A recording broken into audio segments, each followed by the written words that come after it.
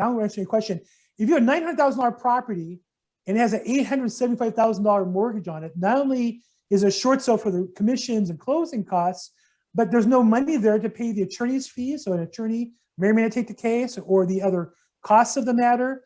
So that's a real problem. And we have from time to time short sales. I know your experience, Shadi, tell us that short sales where there's not enough money, but the fees are charged at the same as the full asset, right?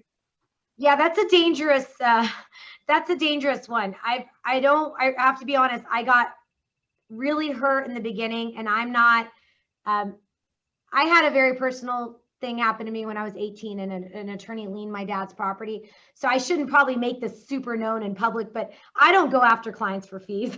I just say, you know what, it was a bad case. I'm going to move on with my life. It's easier for me to make new money than chase old money, or bad money, if you will. So I've had a couple of those.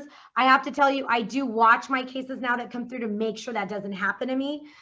Here's the thing, just because there's not enough money in the real estate doesn't mean there's not other assets. So I do have one case where they're under on the property, but the family wants to keep the property. And I had to tell them, well, we need some reassurance that there's some money somewhere else where you're going to pay for the cost and fees. And they did, they paid it from other sources. But there are some estates that are just underwater. And I had one brother call me once, and he was like, look, my parents are under the water. My mom died years ago. My dad just died. What do? I don't care. I don't want it.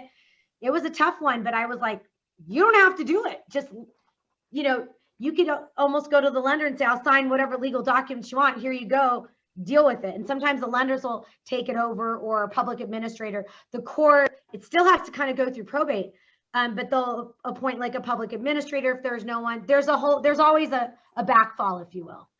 I'd say I've handled some of those cases where we find a paralegal who on the cheap will just do the paper. If it's just one property and the cheap, they'll do it. And that's another way out. There's enough money.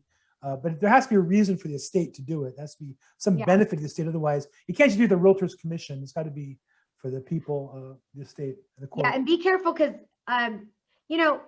I'm a straight shooter. Someone will call me like, well, I don't want to pay you $4,000 to do my trust. Okay, here, go here, go here, go here. I'm not responsible for where you're going, but, I'll tell people how to do it.